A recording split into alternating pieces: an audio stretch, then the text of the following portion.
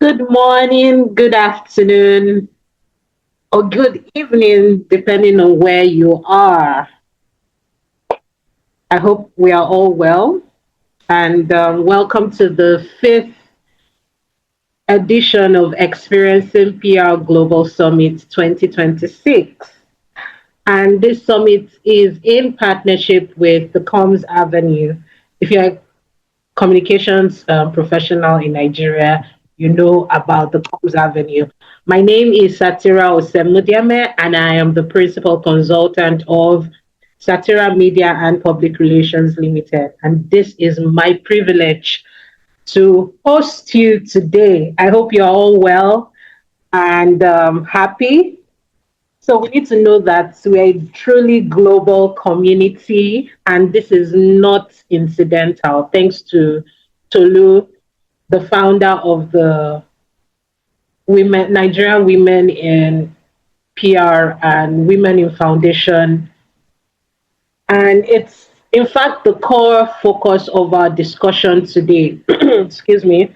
Our theme today is talent export and diaspora influence in shaping global perception.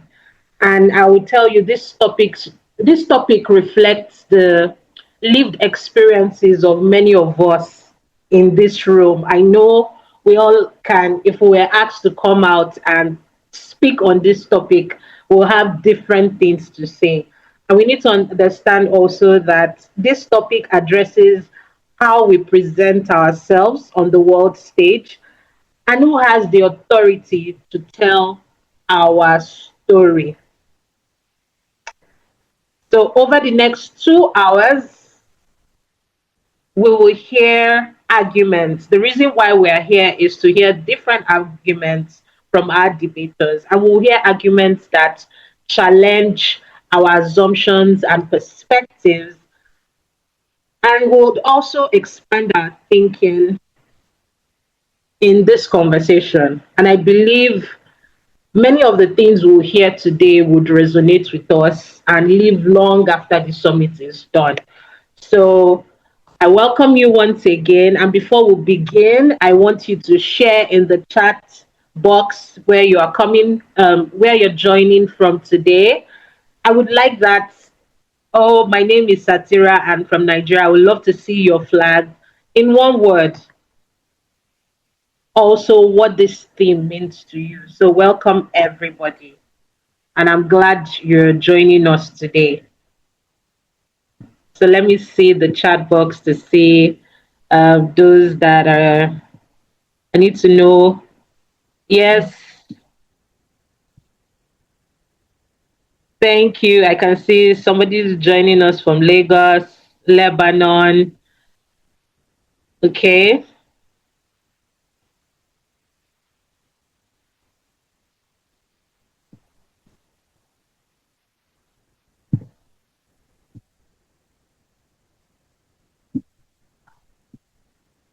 Excuse me. I'm trying to.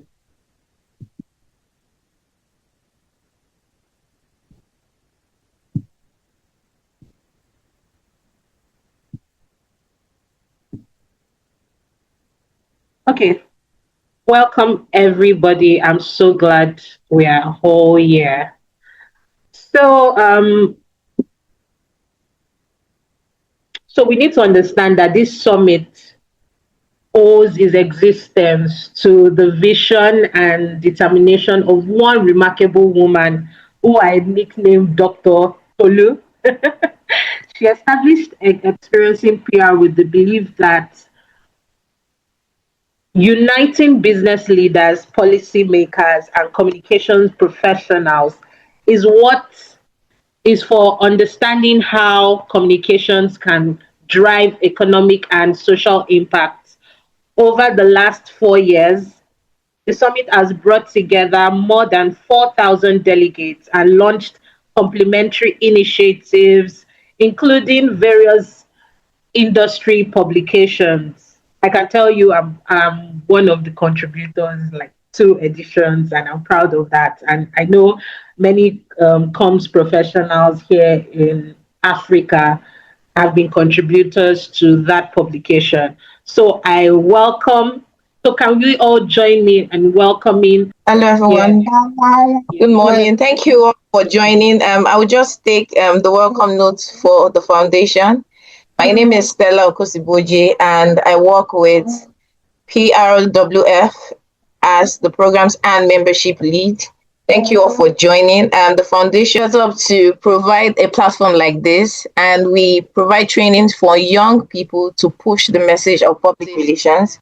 We also have our premium members community for senior women in public relations and communications. We also organize training and convening, and the experience in public relations is one of our convening. We're really excited about this webinar, the third webinar, whereby we're bringing in brilliant professionals to come speak about talent in Africa and in diaspora.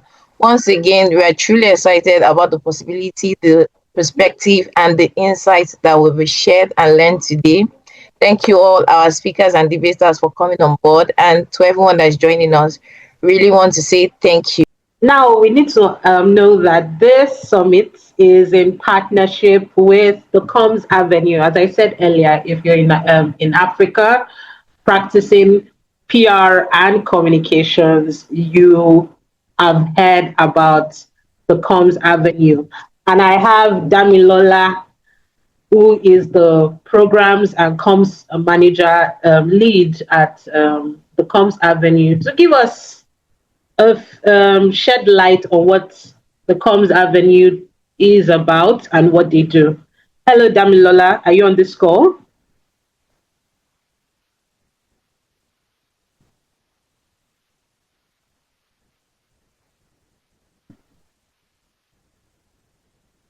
Is Damilola on this call?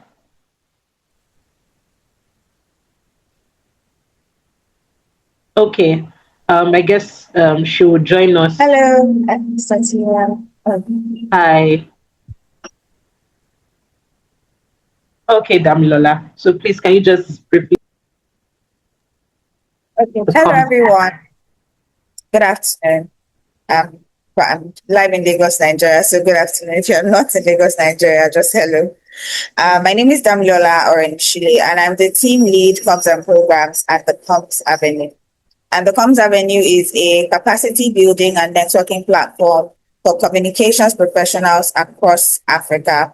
And it has been a pleasure to partner with the PR Women Foundation to bring you this webinar and to just give this platform to our experienced speakers to share from their wealth of knowledge. So the world as we know it is changing. Every single day there's a new development. Something is happening, something is transforming. And it's very important for conversations like this to happen so that we can stay abreast of trends and development across the world. And we commend the PR Women Foundation for putting this together. We are just supporting them as best as we can.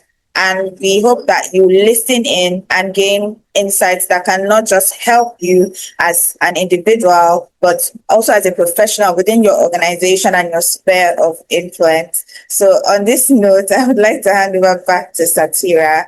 Thank you everyone for joining in and have a lovely time at the webinar. Thank you. Thank you so much, Damilola. It's good to see you. Now we're about to start. And I know everybody's looking forward to what we have today. I'm also excited, you know. I love debates, and that's why we're here. We're here to listen. The debate is at the heart of what we have today, what the summit is today. And it poses a question that is neither simple or complex, right? But it tells us who has greater influence in shaping the global perception of Africa and Asia. The talents who are those people? Is it the talent that has left this region or the talent that has remained? It's essential to acknowledge that this question has significant implications for policy investment and narratives surrounding our continent, including who has the authority to tell our stories. Because many people have the perception that, okay, um, they have reasons why they have to stay or why they have to go. Some even stay but work outside the continent. So we have two positions to consider today. Position A would tell us talent from Africa and Asia living in the diaspora is the most significant force shaping how the world perceives and connects or perceives our continent. While position B will tell us if talent working and leading on ground across both continents has a greater influence on shaping global narrative.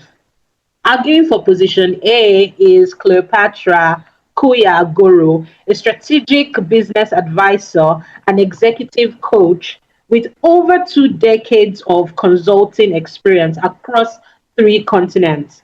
She is the growth officer at Tamuaz Futures and a co-founder of Green Action Nigeria.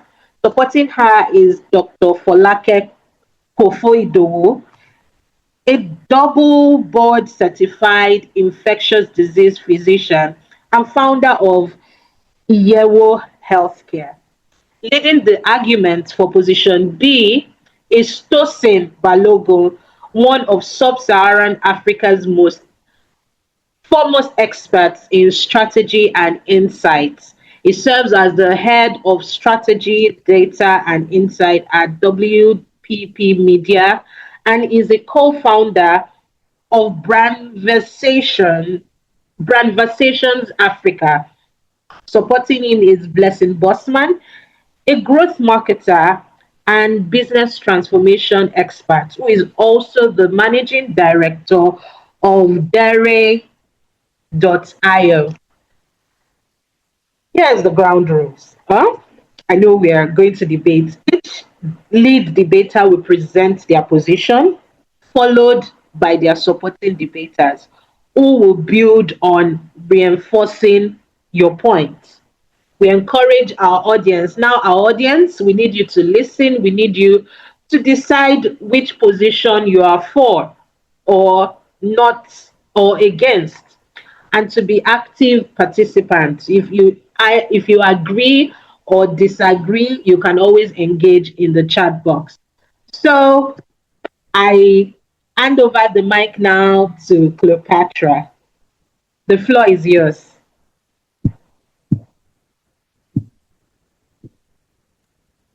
Hello, I'm Satira. So Dr. Folake will take the lead. So Dr. Folake will go first.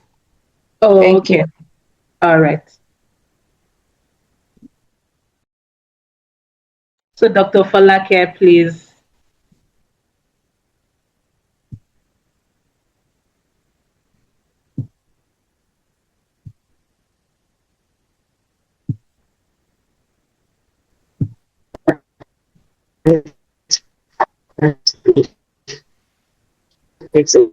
Sorry, and we're not arguing for the excellent position that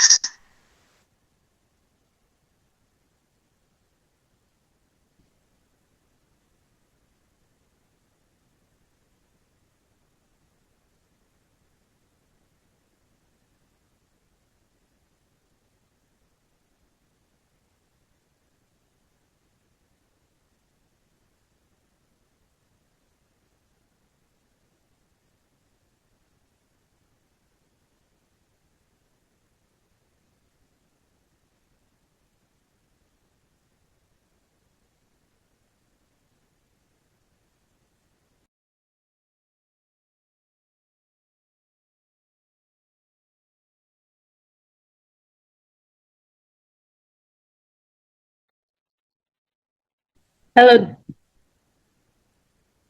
hello, Dr. Folake. Maybe you switch off your video so that we can hear you. apologies, I think I Yeah. moved around too much.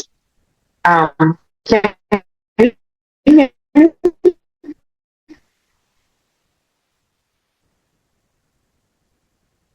Hello. Can you hear me?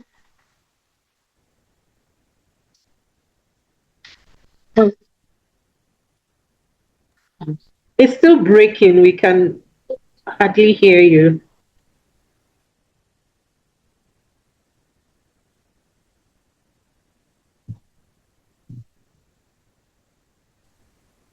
Okay.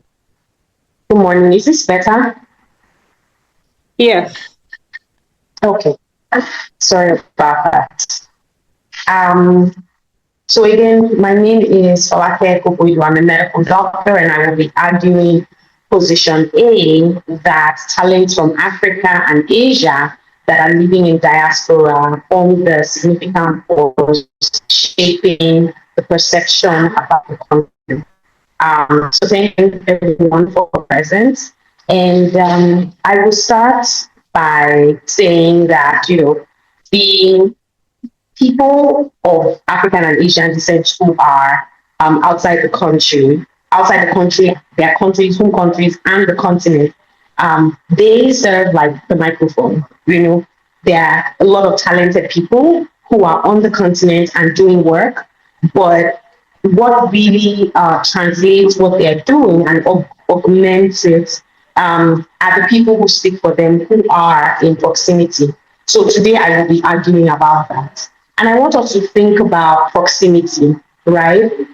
Sometimes it's not the most hardworking kid in the classroom that the teacher sees. It's the child who is talking, who is sitting closest to the teacher and talking, and they hear, right? So think about institutional advantage. A lot of Africans and Asians are well accomplished across the different walks of life, and they hold strategic roles in multiple institutions. And this proximity to the institutions that shape global perspective makes it easy for our stories to be in the right room and to be there in the right context, right? When decision makers are discussing and the person who is in Kenya, who is in Nairobi, who is in India, Calcutta, doing the work is not there. It's that diaspora person who is in that institution, who is close enough, that is able to clarify, that understands the context. So when global news is going out, it is these kind of things. And so it helps with controlling the narrative, because when a co-worker sees something in the news, they can easily say, hey, Bayo, or hey, I know you're from this country, right? What's up about this news? And instead of them using their assumptions, they are able to tap into the knowledge or experience and exposure of somebody who is from the continent. So again, it makes it such that we are not just listening, but we are helping to the context with which the global holders of information and disseminators of information perceive us. The other thing I would say is also interpretation. A lot of the world, diaspora really is first point of call for anything African. Globally, Afrobeat is global, Amapiano, but it doesn't really get known until it gets on that global stage. Tyler, we didn't get to know her until she busted into the American market and that globalized her. Now everybody knows her. Same with some Nigerian acts, you're talking Burna Boy and all of those kind of things. So diaspora talents, right? They act as and cultural reach because they interpret, they understand the nuances and the peculiarities of what's happening at home that this person who is from the Western country just does not. They just see you dancing or a certain way, or they just see somebody eating a certain way, and they don't understand the cultural context, and they don't have the vocabulary. But we have the vocabulary because we have the context to translate the reality they are seeing and show them what really is behind it and give that to international stakeholders in a way that they understand. We live with them, we dine with them, we know how they interpret information, we know how they consume, how they put it out also. So if you are able to translate something into what they can understand, then they can relate with you. But if they cannot understand what they are seeing for what it is, not for what they think it is, then the perception of us becomes weird, right? And so when we can break it down in a way that they can understand and they can relate to it, then they are now being able to say, oh, this is what it is. And when they are now amplifying, they are amplifying a better understanding of us. And so this also helps in filtering credibility, because in global ecosystems, narratives about us, they require a certain type of validation before they are accepted. And so when someone who is in diaspora, a diaspora tech founder, or a PR executive validates a local innovation. For instance, oh, some tech bro from Silicon Valley says, oh, I want to invest in this, I'm not sure. And they talk to someone like, you know what? That's a real problem that's worth solving. That is validation right there. Because this person in diaspora lives and works with them, and they trust your opinion because they believe that you are going through a system that they are going through. That system builds us and prepares us for certain things in the same way. And so when you say A is good, they believe that we have passed through a certain threshold and a certain standard. And they believe that based on our experience and what this system has built in us, this diaspora and Western system has built in us, when you say A is good, I would believe that A is good, rather than hearing it from the person who is on the continent, because they feel like you're not necessarily relatable. But the African or Asian person who is in diaspora is more relatable. We eat the same food. We jump on the same bus. We take the same train, right? We are able to survive in the same system. And so there is a relatability that helps to give credibility for those kind of things. Next, I want to talk about exporting our culture. If we look at the explosion of African music and African film globally, these industries are powered by diaspora talents. Before Africans, right, and Asians leave Asia and are featured in films, in Hollywood films or in British films, right? It took people like David Oyelowo, who was raised there, who was seen as one of them, to do those kind of things, right? It took people from diaspora playing Diami and things like that for them to see our stories in a certain way, and then gradually you now bring onto the stage people who are still on the continent directly, rather than having to spend 20, 30 years in Hollywood before you break through and get on the big screen. And so that powering by diaspora talents helps the navigation for international creative to now have a place on the biggest stages in the world. And now, beyond the arts, right, they shape the innovation narrative. They drive investment flows, like I talked about in the validation. They lead global tech conversation. They they are living there, so they make it easy to change that, oh, Africa is struggling, Asia is always struggling, into no, they are making progress, right? Y Combinator now takes a lot of homegrown, people come directly from Lagos into Y Combinator, but before people could get into Y Combinator from Lagos or Techstars, right, it took those in diaspora choosing to solve problems for the West and then solving problems for the continent to earn that trust and to earn that place and making it open for all the others. I will close by saying that we must recognize that in 2026, influence is not confined anymore. The world is global and the world is connected. And so geography does not limit us.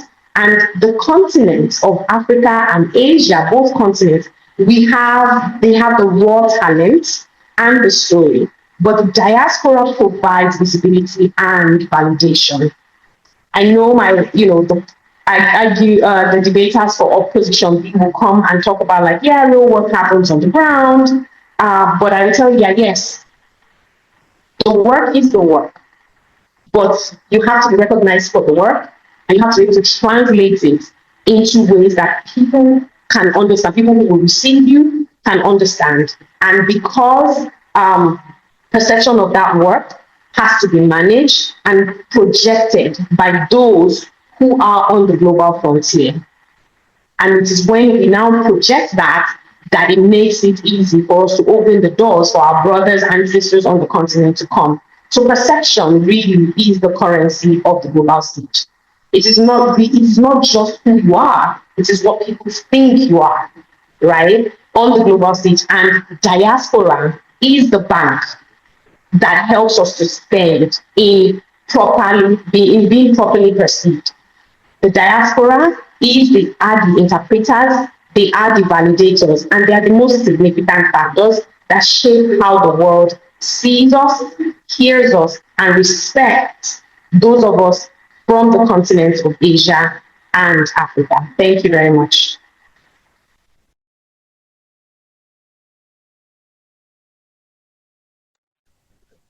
Thank you. Thank you, Dr. Folake. That was a compelling case. I was taking notes, right? So now, position B.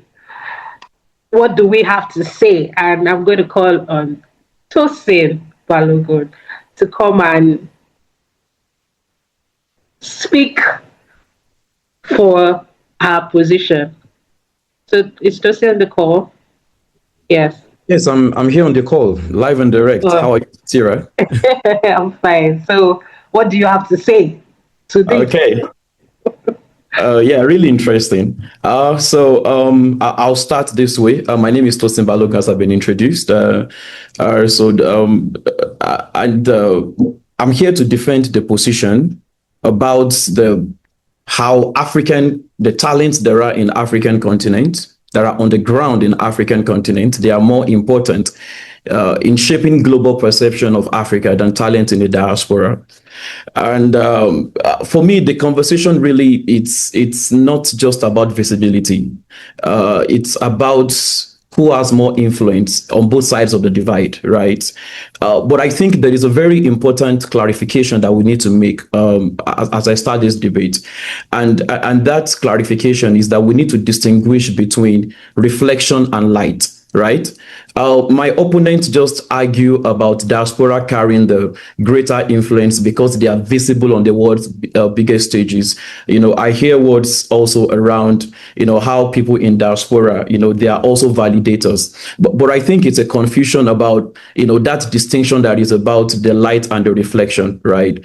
And you see, what we are really talking about is that for those in the diaspora, they are not the light, right? They are the reflection. Right. The light, when it comes to how Africa is being perceived, it actually comes from the people that are on the ground and for the people that live in the continent. And why do I believe this? There is an old African proverb that says, when the roots are deep, there is no reason to fear the wind. And so when we are talking about visibility and all that, we are making argument for the wind. Right? We are talking about the reach, we are talking about velocity, we are talking about, how Nigerians in diaspora, they are probably, doing some of these great things, they're in the halls of Westminster, they're in the boardrooms of Wall Street, in the red carpet of Hollywood. But you see, without the roots, right? Without the roots, you don't have anything that is holding you. Now, you see, all these people that we are celebrating, there is actually a place that they came from. There is actually a source. And that is why my refrain is actually going to be based on the source code and the autonomy of the African narrative, right? So let us first look at what I call the cultural source code, right? The cultural source code in this context, I love this quote very much by Ari Kani. It says, African stories must be told by Africans to preserve our language, our tradition, and our understanding of how we see the world, right? And so when we are talking about the cultural source code, it's really we speaking to the homegrown cultural exports that we have been able to build our solutions in the continent. Let us take, for example, Afrobeat and Nollywood. Why did the world stop and listen? It's not because Nigerians were sounding like Americans. It's not because Africans were sounding like foreigners, right? It's because there was a cultural source code that was leveraged to be able to create cultural products that are fit for global stages. And so again, back to the distinction of the light and reflection, right? If we don't have that cultural source code, which I have couched as the light, it becomes difficult, if not impossible, to be able to create products that actually befit these global stages. For example, we can also take a look at, at Nollywood, right? Nollywood was not begging for permission from Global when they started. For some of us, that grew up on, a lot of Nollywood home videos, right? They were not looking for funding. They were not trying to raise capital. These are people that got into the industry with their grit and with their vision to be able to create, an entertainment product that is now become what is being celebrated in the diaspora. So whatever you see that is being celebrated in the diaspora, it started at home. Right. And, again, there is also this renowned strategist, and also a soft power advocate. Some of us on this call might know her name is Inina Oyewuchi. In one of the advertising award platforms called Loris last year, she said something that is very powerful. She said, Afrobeat didn't become a global phenomenon until Nigerian artists stopped trying to sound American. So what we are saying is that the global phenomenon that we are celebrating with everything Africa today, it started from home. It started from Africans recognizing the cultural source code of who they are, and they started injecting that ingenuity and that originality and that authenticity into everything that they do. For example, I'm a Nigerian expert that currently works in Nairobi, and you can see the cap that I'm wearing, right? Everywhere that I go, people want to know what is the meaning of this cap. They want to, it is so intriguing. For me, I never even thought that this cap could be anything special. And, they are always asking, okay, so what is this cap? Is there any cultural significance to it? And I'm always happy to educate them. Now, that is the point, when it comes to the cultural source code. We have built authenticity and originality at home before it becomes cultural products that are being celebrated, in the diaspora. My second point is on the autonomy of innovation. When Africans discovered the source code, right, the next thing that you saw is that there was an autonomous approach into how we started creating solutions to solve our own problems. So for us, the whole point of this is that global respect is not earned through external validation, like my opponent, talked about diaspora being the validators. No. What you have seen as a trend is that through the approach of autonomous problem solving, we have been able to create solutions that has earned global respect. And I'm going to give you examples. So let's first start with people like Michelle Elegbe that actually started a renowned fintech InterSwitch. Actually, at a time in Nigeria when people don't actually have, especially business people don't have solutions on how they can process payments, right? This man took it upon himself to actually build the first payment rails for business people in Nigeria. Now, this is not really about somebody trying to get validation from outside the country. It was a solution that was built to solve a simple problem. And when you actually layer all these autonomous solutions, we can even talk about how fintechs like Flutterwave, how fintechs like MoneyPoint, has been able to create, local solutions to the problems, that Nigerians are facing. And there is also another interesting fintech that I love to talk about a lot. And when we have some of these, conversation, which is actually MoneyPoint, right? We saw what MoneyPoint has actually done when it comes to onboarding POS payments, when it comes to creating agency banking networks that has actually made financial transactions a lot easier for a lot of Nigerians. And so what we are saying is that Nigerians recognized, or Africans in this context recognized, the cultural source code of how they are to create things, and they inject that into creating products. For example, I'm also in Kenya. One of the things that has blown my mind, right, is actually the M-Pesa, right? M-Pesa also is a payment rail that was actually created to solve the problem of to solve the problem of lack of access to financial lack of access to financial solutions, right? And from the word M-Pesa, right, pesa actually is a Swahili word for money. Now, you can see that this is not a solution that was created with the West in mind. It was a solution that was created with East Africans in mind. And so that again validates the point when we are talking about, the cultural source code of how Africans innovate, and also the autonomous, the autonomous approach through which we have created entertainment products and through which we have created technology products that are being celebrated on global stages today. My third pillar actually is about the magic of narrative sovereignty. And you see, when we actually talk about how the African narrative is being shaped, you don't actually have to look at the people that are outside the continent, right? You have to take a closer look to the people that are currently in the continent, because the narrative is actually shaped from home, right? So it is actually a case of the narrative being shaped from the inside all the way to the outside.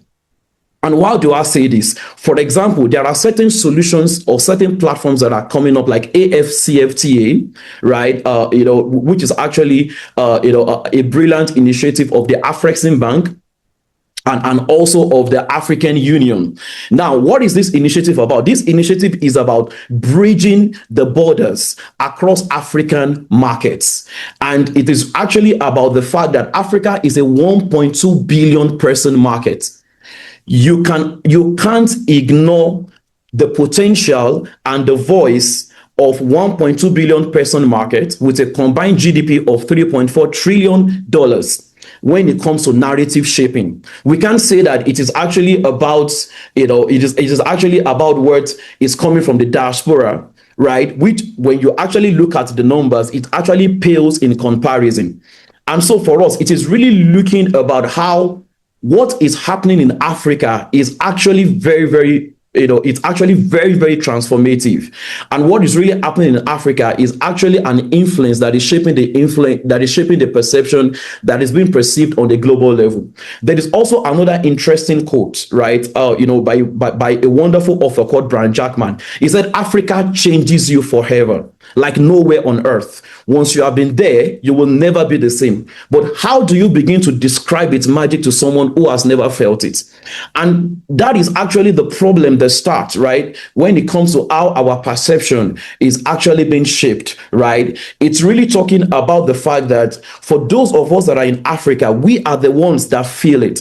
We are the ones that understand it, right? For example, somebody that is in diaspora can probably watch about a Kenyan safari on YouTube, right? But again, it doesn't have the contextual understanding of actually what it means, for you to actually be in a vast safari, how you are able to contextualize that beauty.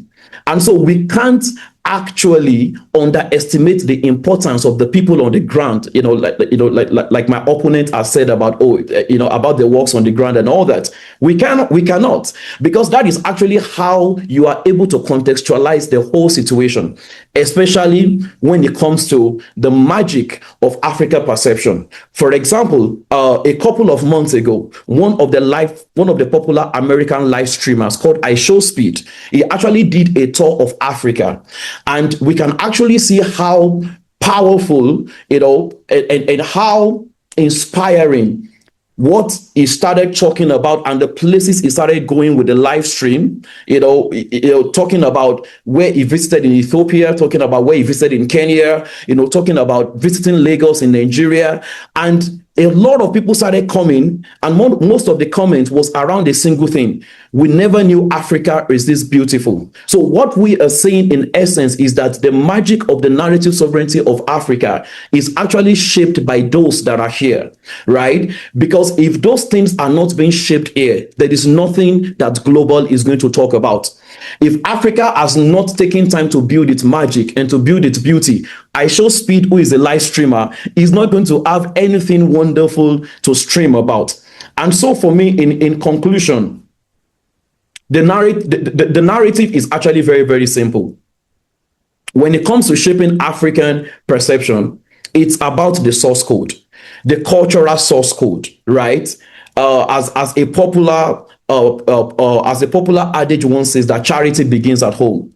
Now, what that means is the fact that whatever is it on how you're going to be perceived on the outside, it's always really about the culture and always about the authenticity of where you are born. The second part of this argument, right, that I'm trying to bring home is also about the autonomy, and we have seen this autonomous approach, right, with the brilliant innovation that has come out of the continent. We have seen this through the entertainment cultural exports that Africans built without needing the permission, right, of the global platforms. And so, for me to close, global perception isn't changed by talking about what could be from a distance. It is changed by the cultural source code of Africans that are on ground in the continent, by the results that we are seeing from the autonomous approach and the solutions that are being created of what is being built right now on the African soil. I rest my case. Thank you.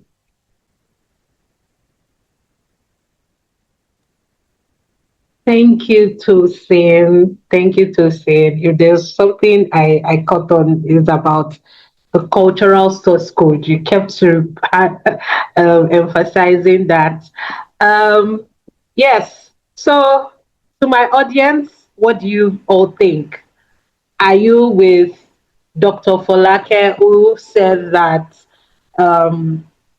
diaspora talents act as the cultural bridge? They understand the context, they have the cultural nuances and can operate globally like they represent us? Or are you for position B, which says that it's about the cultural source code, it is about the authenticity of where you are? So please, can we share our comments and let us know, who are you with? Position A or position B? Yes.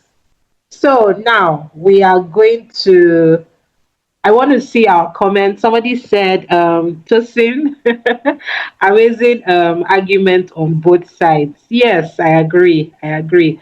So please, I need us to engage. I don't just want us to give emojis. I want us to, let me know what you think. Let me know your points. You've heard the first part of position A and B, what they have said. What do you all think? Right? Because I'm going to call on our next debater. She's going to argue. Somebody said, I joined late listening to position B. Hope. Yes, very strong. I can tell you position A was very strong. Love the stance from position B. What we see in diaspora is an illusion, and I agree. That's from Stella. Someone other said, Omo Bola said, Africa to the world. I agree, Africa to the world. If you are for position A or for position B, it's still Africa to the world. Now I hope our second, so now I'm going to invite Blessing Bossman, who is now going to speak from where Tosi has spoken, right? She's now going to support all that Tosi has said. Are you ready, Blessing? Hi, Blessing.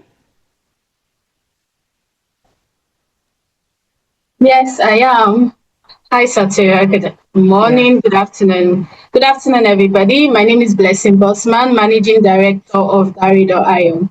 So it has been a beautiful argument so far, and I love the position that I am supporting today, which is talent on the continent, both in Africa and in Asia, actually do increase the perception and the value the value within the continent and how the world perceive us as a nation, aside as against talent in diaspora. Now, I will say this, and I want to pick 2 points that our opponents raised up, and which was also addressed by Tosin. The first one is talking about Afrobeat. How many of you like Amapiano, or how many of you like Wizkid, or Davido, or Burna Boy? What we see in today's society is that these people are now exporting their talent, they are exporting the culture, they are exporting the music outside of Nigeria to people that love and enjoy it. These people didn't go there to create it, they created it here in Nigeria. In Lagos, Nigeria, this is where they created those sounds. This is where we are dancing to those music, those sounds that we all love. If you go to South Africa music is beautiful. Amapiano, everybody loves the beat. Everybody loves the song. And the Western culture, or how people perceive the word, how people perceive music and Afrobeat, is because of the talent that we have at home. It's because of the talent that have decided to create this beat, that have decided to create this music, and now the Western people love it, Europeans love it, people around the world love it, and they want to pay their money. It shows value, right? An exchange for value, which is money. They want to pay their money to come listen. Recently, I saw a video of Saz. Saz is a DJ, right? Saz is a DJ. I saw a video of Saz in Coachella. Now Saz is being exported out of Nigeria. He started from Nigeria. He is in Nigeria. He is here in Lagos. And now he's being asked to come perform in Coachella. This shows you one thing. The global perception of a place is not shaped by people that are outside. It's shaped by the visible capacity of the people that are in that place. We're talking about the industries. We're talking about the institutions. We're talking about the innovators. We're talking about the leaders.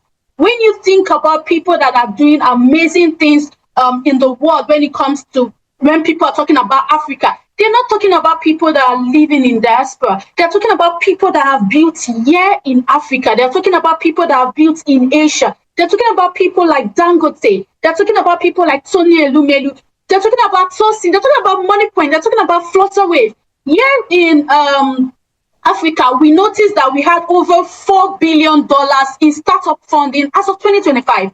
We have 9 African unicorns. We're not talking about diaspora unicorns. We're talking about African unicorns. Dangote has built a refinery of over $20 billion. This is a refinery that can literally change the economy of Nigeria. And he has built that. We're talking about after a 1.2 billion person market. This is happening here in Africa. This is not happening in diaspora. It's not. And the funny thing is, now we are even seeing diasporas come back to Africa to build. I don't know how many of you have heard of Japada.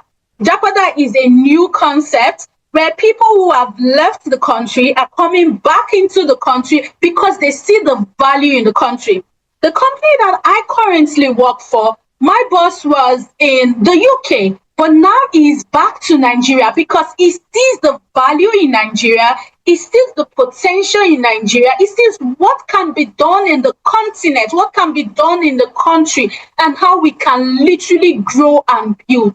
Africa has potentials, and it is the people that are building here that are literally helping people in global industries to talk about us. I don't think that perception or proximity, I don't think that proximity equates access. Just because you are close to something doesn't mean you have access to that thing. Just because you live in New York, or you're close to Silicon Valley, or you're close to all of these places, it doesn't mean that you have access to that place. If you are not someone with substance and impact, it doesn't mean you have access. And we thank God that we are not living in the old age. We thank God we're living in the social media age. What you need to do as a startup is to create content to amplify your voice. What you need to do is to leverage social media. So social media has broken that barrier of access for us. We all now have access. And companies that are here in Africa are the ones telling their stories online. People are seeing it and people are interested in it. So the whole narrative of, being on a global level gives you access, not really. when Shola and Ezra decided to go to start building Paystack, they didn't need to start living outside of Nigeria. It was from Lagos that they went to Silicon Valley for Y Combinator. But where is their headquarters? Back here in Lagos. They came back to Nigeria to continue building. And when we hear of Paystack, what we are hearing is Lagos to Wall Street. We are not hearing London to Wall Street. No, that's not what we're hearing. We're hearing Lagos to Wall Street. These are people that have built industries. These are people that have built unicorn. When it was acquired by Stripe, it was not because they were living in London or they were living in the US. No, Stripe saw the value in Nigeria. Okay, now recently we heard of PayPal coming to integrate with Paga. The reason that happened was because Paga is homegrown, Paga is cultural, Paga is from the African soil, and they see an opportunity in Africa. Payments in Africa is a big deal. That's $1 billion industry. PayPal would probably not have seen that opportunity if Paga was in London or they were in another country, but because they already have the infrastructure to serve the local market, they were able to do it. Let's even talk about MoneyPoint, right? MoneyPoint is a unicorn right now, and we're able to achieve that because the founders understood the problem that Africans do face. They are you cannot build a playbook. You cannot use the playbook of the Europeans to solve the African problem. It won't work. If we talk about companies that are literally scaling, building, it is companies that are here using the African playbook to solve the African problem. These are the people that thrive, and these are the people that scale. And that's why you see platforms like MoneyPoints, you see Jumia, you see Andela. Andela was able to build software engineers here in Nigeria, and they were able to export these talents. So they were able to show the world what we have as Africans. They were able to show that great talent can come out of this nation. They were able to show that people can build things and it can serve the world. And these are the people that have helped in putting Africa on the limelight. These are people that have helped in exposing us to the world. These are people that have helped in showing what the capacity of the people in Africa. Let's look at Aliko Dangote. I think I've made mention of him before now. Building the biggest refinery, a $20 billion investment. Let's look at Tony Elumelu. These are people that are doing amazing things. Let's look at Ngozi. Right? If Ngozi is going to make a decision in WTO, it is not that it is based off what is happening in London or any place. No, it is based on what is happening in Nigeria. This is how she has a voice to speak. There's a company that built a map that helped, I think, about 16 countries. It helped literally 16 countries able to survive. I think their name is Osha-Idi. Yes, Osha-Idi. It's literally a Kenyan company. They were able to build a map that helped Haiti's earthquake. This was a company founded in Kenya, but because they were able to use the map in their city, other countries started using it. Countries outside of Kenya, over 160 countries started using the innovation that these companies have built. This goes on to say that when we are talking about people that are shaping the perception of Africa or Asia, we are talking about people that have seen the problems here in Africa. You can't solve a problem if you are not involved in the ecosystem. You can't shape a perception if you are not involved in the groundwork. To shape a perception means that you are literally going inside of it, you are doing the work that is required, and you are in that place to solve that problem. How would you know if you're not in close proximity with the challenges, how would you be able to create the solution that solves it? And like I said, proximity to VCs, proximity to foreigners doesn't necessarily mean access. With social media, we have amplified our voice. With social media, we've created content that talks about our society, that talks about the work that we are doing, and now we have agency. What shapes this perception is agency, not necessarily proximity. What shapes this perception is that we continuously talk about the things that we are doing. And this perception follows investment. We see the amount of money that has come, global capital that has come into Africa. And this is because we have started talking, we are amplifying every single day, and we have agency. We have agency. When we talk about people like Chimamanda, who doesn't live in Nigeria, now we ask ourselves, okay, the stories, I know that my opponent may say, oh, but we have people like Chimamanda, they are in diaspora, they are talking about us. The stories that Chimamanda writes, who is she talking about? She's talking about Nigeria. She's talking about the things that are happening in the African continent. But just because Chimamanda doesn't live in Nigeria doesn't mean that the narrative changes. We have amazing people, even here in Nigeria, that are doing amazing things, that are amplifying the voice of us, Africa. So I'm going to end up by saying this. The narrative in Africa has really moved from foreign solutions for African problems to African solutions for African problems. And now African solutions to global problems.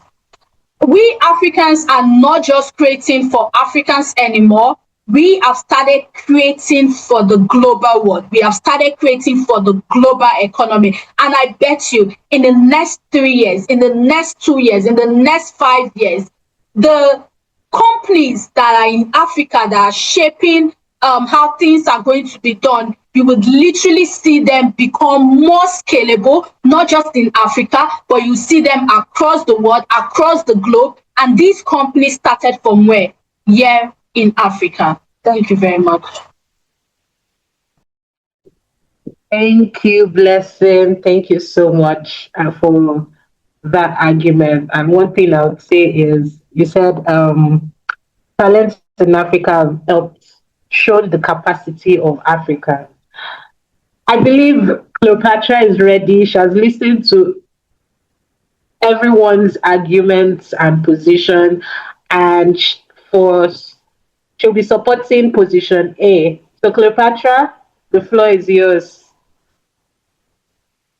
Good afternoon, everybody. Thank you very much. I really have listened to both sides, and I think I'm going to come from a very short and quick position of rebutting some of the things that have been said so far. I don't think that we're in a disagreement to say that the grassroots and the African narrative is not important, but to say that all those who are in diaspora and who leave Africa to go in diaspora actually go there to actually increase their experience, to grow their expertise, and really look at the challenges. Because when you look at going abroad or going diaspora, your experience actually multiplies. I mean, I worked on 3 continents. I'll tell you, it is that experience that allows me to come back to Africa.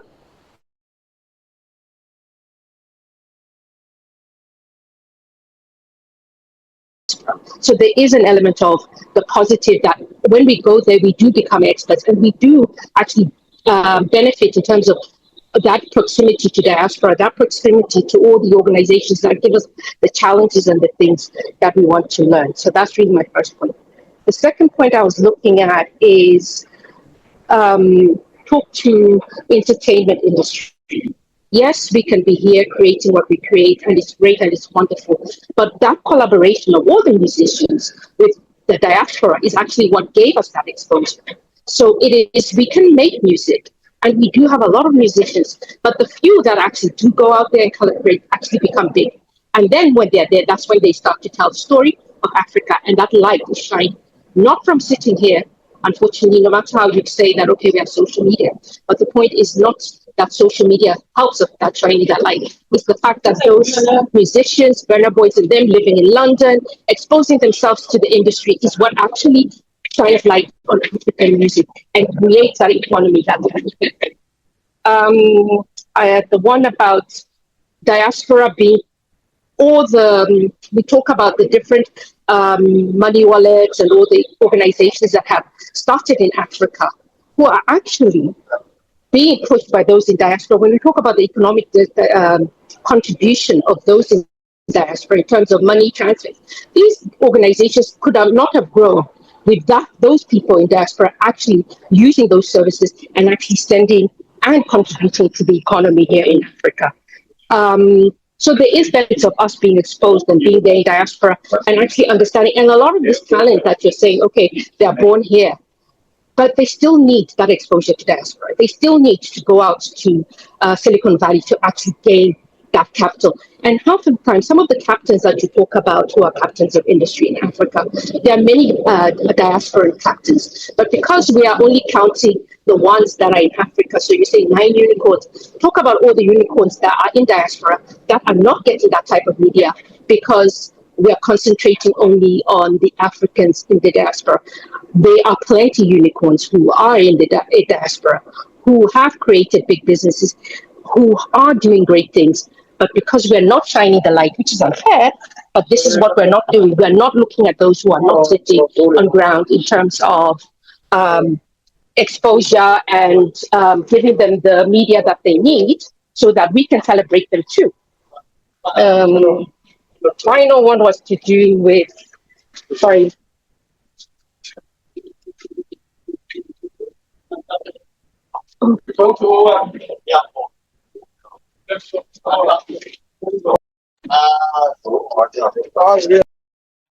Hi, Cleopatra.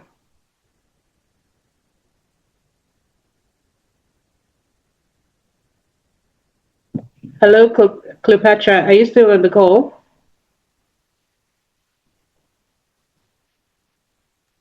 Sorry, yes, I am. I just had a bit of a, I think my network just went down.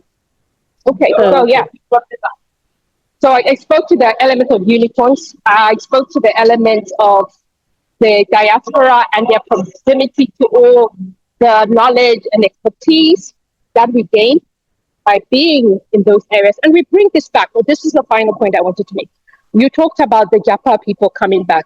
That is true, because now they have the expertise, now they have the knowledge, and a lot of people are coming back, are actually creating not just brain drain, but bringing back that knowledge, building businesses, and actually creating one important thing, which is employment for the people on the ground. We talk about all the organizations, we still have our problems here of unemployment. We still have our problems of things like infrastructure, where we do not have enough power, we do not have all these things. Those who are coming back are sometimes bringing that knowledge. They have the capacity, they have the hopefully they also have the money to start these businesses. So for me, I think it's important to say, yes, proximity also shines light, because all these people are experts when they're abroad. And it's that sort of, what can I say, that kudos they gain from being an expert abroad that actually also shines light on Africa. Because when you're an expert and you have the Westerners coming to you to say, actually, can you help us with this? Because you have this background, which is the roots that we have in Africa. It actually allows us to gain visibility and also to be able to actually become global players, because it is a global world. But you gain to be a global player, you also gain it from actually being able to have that expertise and that exposure, and to actually understand the economies in the West. Because it's all the things we're creating, we also borrow from the West. And sometimes when you have people in diaspora, you're also borrowing from them. So for me, I think it is, because I'm supporting position A, it is important for us to engage and actually see that sometimes proximity is a bonus for us Africans, no matter where we are.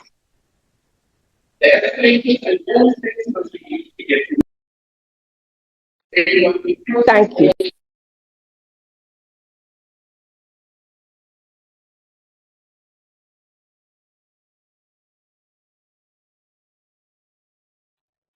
Hello, Cleopatra, are you done? I didn't get that. Yes, thank you. In conclusion, I Oh, think okay, okay, proximity okay. does shine light on Africa. All right, okay. Thank you so much. I believe everybody has been enjoying this position, and some of us are for position A and for position B. Well, unfortunately, Jimmy had to um, go off now. He had an emergency and would not be, because he's to combine and collate the positions we have and just give us one direction on how we need to look at these positions, like a middle ground in bringing all positions together. But in the meantime, can we all in the chat box let me know who you are with, position A or position B. Somebody said right now I'm in the middle. I love both positions. I can imagine I'm also like that because Kobacha just made it so elaborate that I'm just like, okay, I think I was for position B before. Now that Cleopatra has said something so profound, I think I am in the middle. So I agree with Omobola for saying she's in the middle.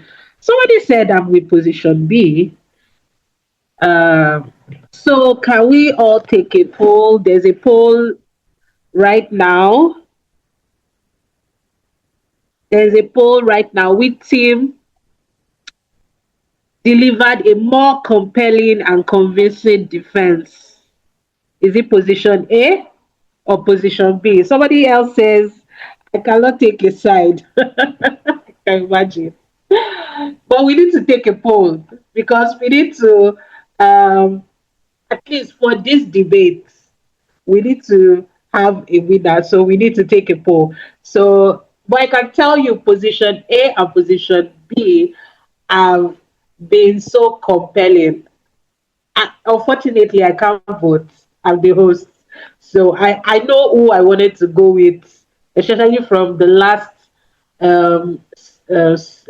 debater. So right now, I can't vote. So I'm expecting you people. Someone said, Oluwatosin said, I dare say that we both need each other, produce in Africa, expand beyond the continent. I agree with that. I feel if we were to have a balanced submission of the debates we've just listened to, I think this is what I would say, that we need each other in Africa. If we don't have each other in Africa, where do we have the strength to expand to other continents? So I agree with that submission Oluwato said. So please, can we all take the poll? Can we do that? And our next session is from our partners from UNICAF, and where we have they are partners, and what they do is in line with what we've been discussing today. Do you understand? What we do is in line with what we're discussing today. So we'd like to recognize our partner UNICAF, whose effort in making quality higher education accessible across Africa. And as I said earlier, it aligns directly with everything we have discussed today. We are for Africa, we're in Africa, we are doing our best to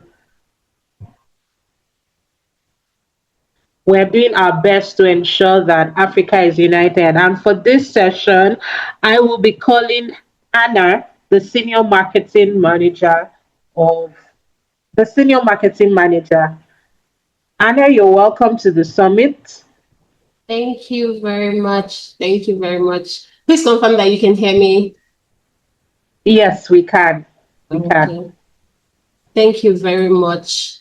So, I mean, it's such an amazing conversation so far. And I feel like I didn't expect anything less. I knew it was going to be very heated, and it would be a lot difficult for anyone to be able to make a conclusion and say, take a stand. And just like somebody had mentioned as well, it's really difficult to actually take a stand, because I believe that we can, both parties have their right, and they are as well correct on each stand. So thank you so much once again. I don't want to take any much of our time, so I'm not going to be sharing any slide at all. Just very briefly, I would like to appreciate our founder of this great initiative, and also everyone who has participated in today's debate, as well as the organizers. We understand that public relation is the business of access, and access to attention, to influence, and to the rooms where decisions happen. And for decades, we understand that the women in this room have shaped how Africa is seen. But too often you have had to do this while fighting for your own credentials to be taken seriously. And we know that the PR Women Foundation exists because you believe that their leadership should not be limited by gatekeepers. And at UNICAF, we also believe that education shouldn't be either. And that's why this partnership actually matters a lot to us, because you build reputations for brands and government through strategies, storytelling, and trust. But even the best strategies gets asked, what are your qualifications? I mean, before you get that big contract, you're asked, what are your qualifications? And we know that the women in PR build leaders, while UNICAF is giving those leaders access to qualifications that make boardroom and ministries listen. So together, we are stopping we are stopping losing African female talents to circumstances. And I mean, the UNICAF degree programs are designed to reflect the evolving demands of industries like the public relations and strategic communications, delivered in partnership with reputable universities in the UK as well as in Africa. So that combines both the academic excellence with practical industry relevant learning, from leadership and business strategy to psychology and communication. So these programs equip you with the critical thinking, analytical skills, and global perception needed to strengthen your expertise, enhance your credibility, while also positioning you to be competitive both in the local and international market. So what does this mean for you as members of the PR Women Foundation, or even for those who have attended here today? Because since 2012, what UNICAF has been doing is UNICAF has awarded over $100 million worth of scholarship, and has even enrolled over 80,000 students globally. And we have our learning centers in 12 African countries, including right here in Nigeria. So what we do is we are giving online flexibility with local on-ground support.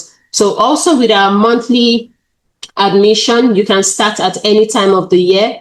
No more putting your career on hold or waiting for next semester. You can actually start at any time of the year with our monthly admission process. So you can also study at your own pace around clients' deadline, around campaigns. There are no limits to the student numbers. So you have every qualified member can actually access this through our partnership with the PR Women Foundation. And members of this community as well can also access the UNICAF General Scholarship with for an internationally recognized bachelor's, master's, or doctoral degree programs with our UK partner universities like the University of East London, the University of Suffolk, as well as our 2 UNICAF campuses in Africa. So think about it. You're already advising CEOs, you're already managing crises, you're shaping policies. This is your career lab, and a degree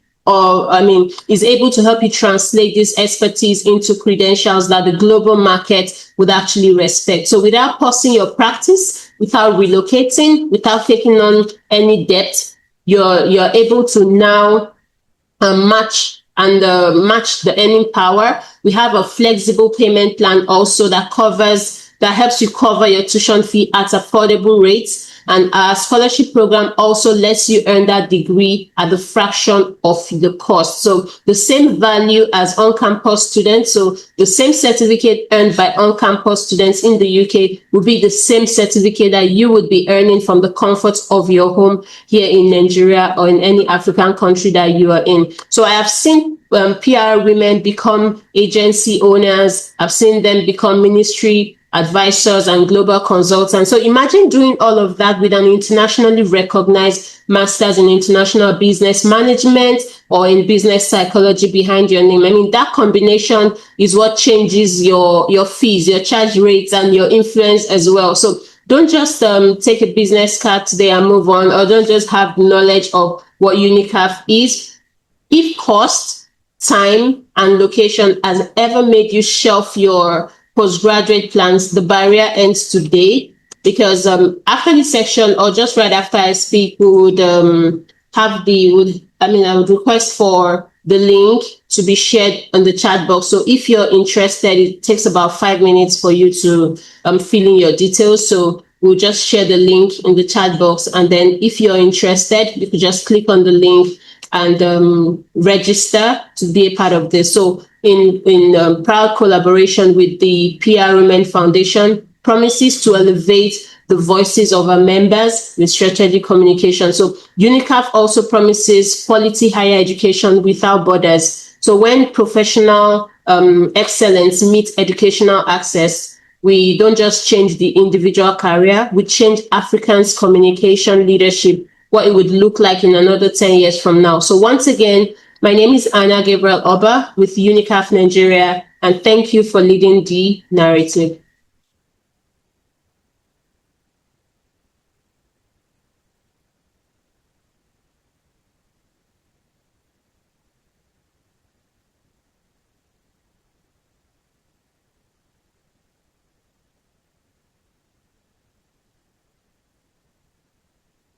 Hi, Anna.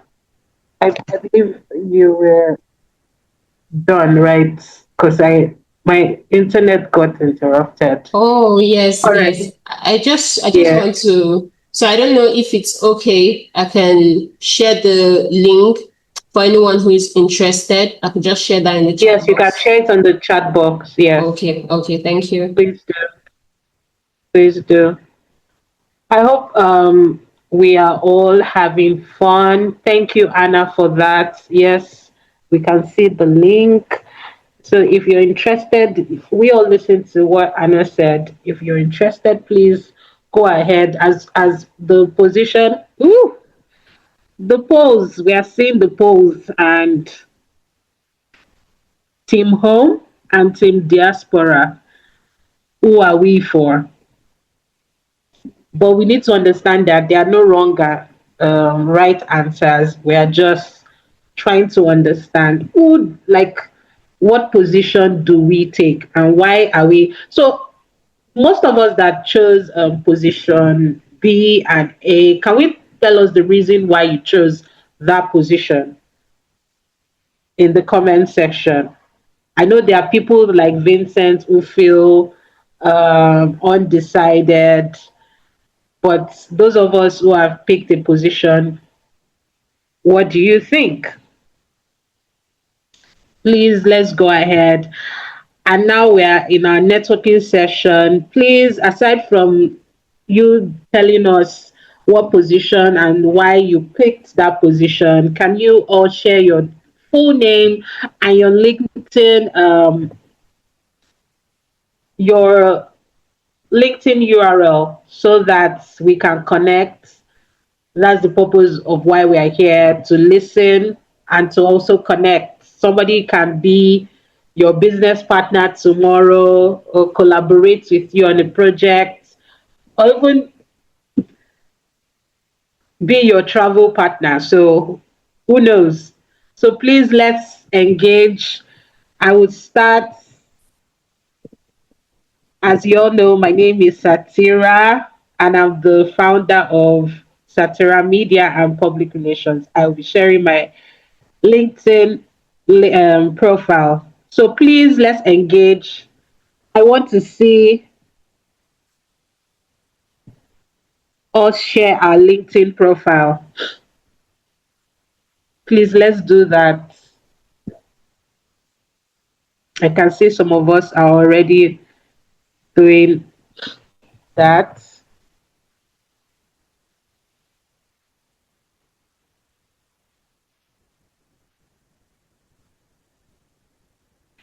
And please, I also want to know where you are joining from, because earlier today somebody joined from Lebanon, somebody joined from Ibadan, another person from Ogun State. Can I know where we're joining from?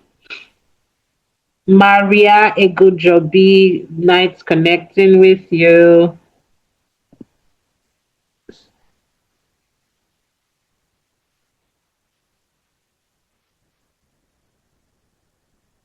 Please, let's join. Let's also tell us, those that listen to the position, can you tell us why you chose the position you chose?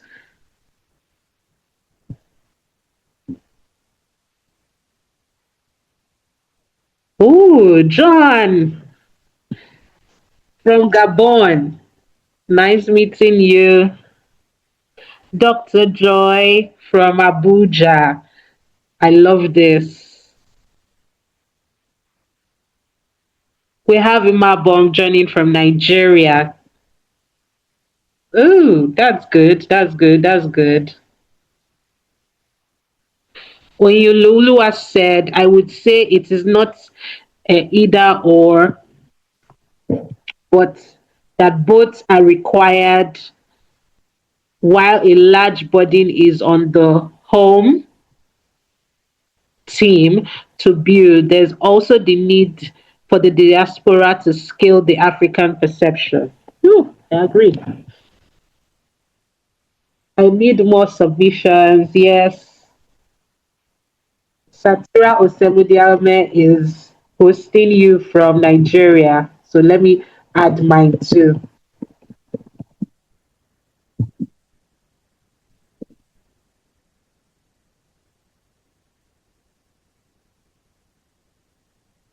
I expect everybody to connect with me. I'm the host.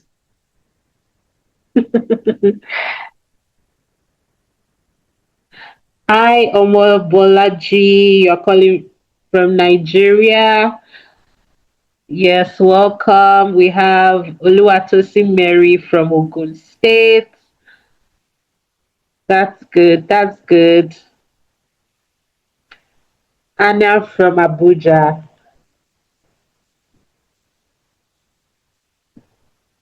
So we have people from Gabon. We have, let me see, which other country? We have many Nigerians here.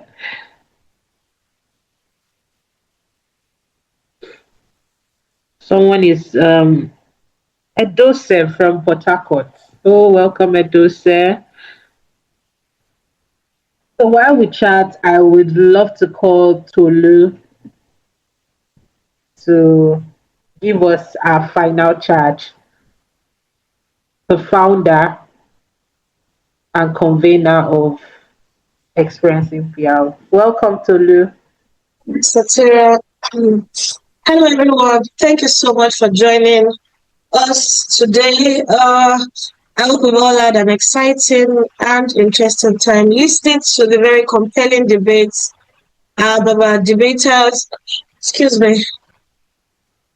I'd like to first say a very big thank you to Tosin, who is in Kenya at the moment, to Cleopatra, who joined us from Johannesburg in South Africa, to Dr. Folake, who is in Lagos working on the Yewo, and to Blessing, my very powerful sister, also in Lagos, doing very great things with Dairy.io. And of course, Jimmy, who unfortunately, while very, very prepared and eager for this conversation, was called away on an emergency. But it's the way life is. Part of what we learn in public relations is how you must roll with the punches and be able to still deliver a stellar event or campaign, regardless of the challenges you have. And we hope that we've been able to do that. as in the briefing to the panelists and to the debaters when we conceptualized the debate idea, our thought was not to have a winner in the sense that this person has a better argument or has stronger points than the other person. The entire reason we have put together this debate is to demonstrate to all of us that first, as professionals, anywhere you are in the world, whether you're a resident on the continent of Africa or Asia, or you're anywhere in diaspora, we all have an individual responsibility through the work that we are doing to contribute to how the world sees our continent.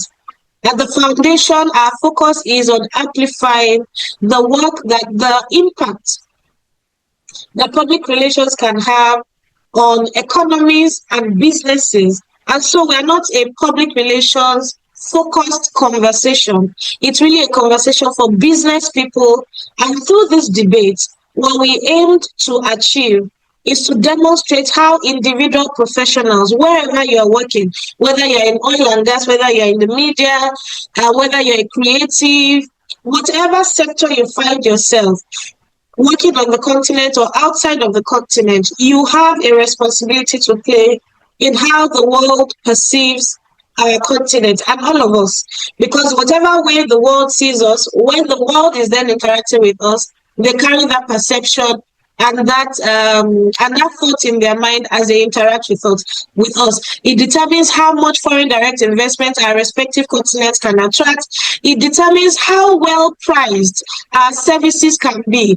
If the world sees Asia or Africa as a poor continent, then they expect that when they are going to be perhaps receiving services or getting services from us, then they will think that they can underprice us or give us one poverty-focused pricing. But if there's a perception that there's value and quality on the African and Asian continent, then we expect to be able to price our services and our expertise with at very top rates so that we can compete globally with our contemporaries, whether they're in North America or Europe or any other part of the world.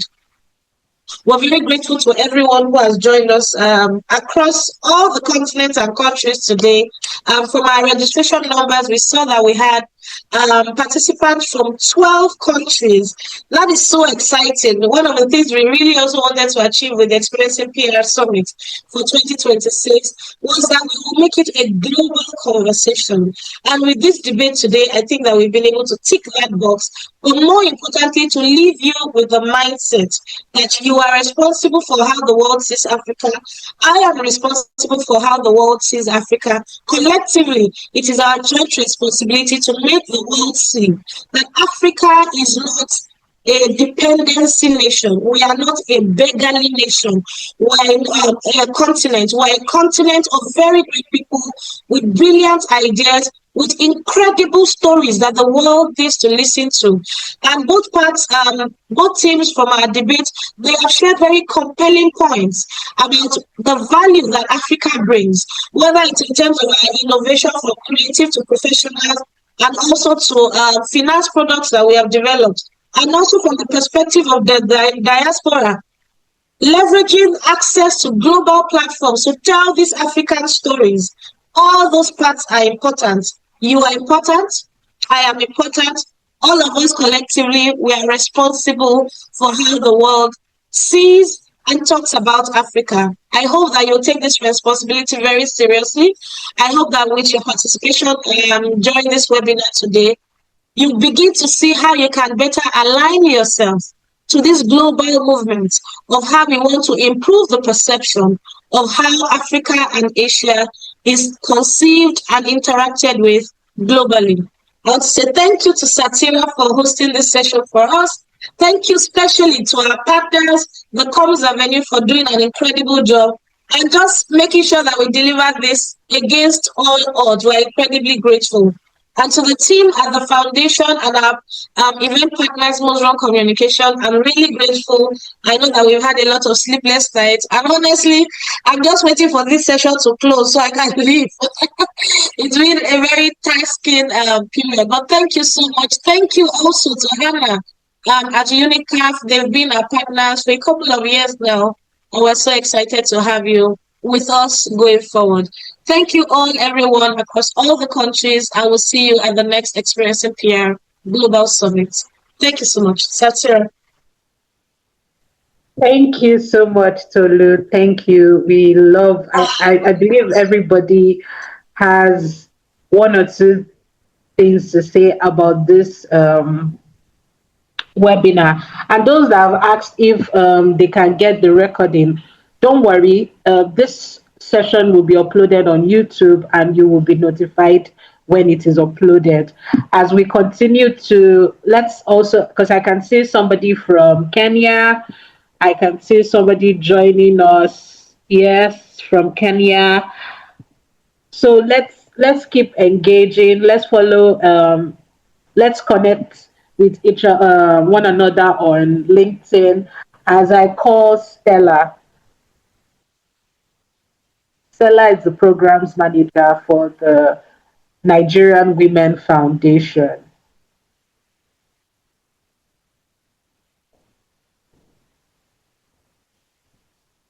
Hi, Stella.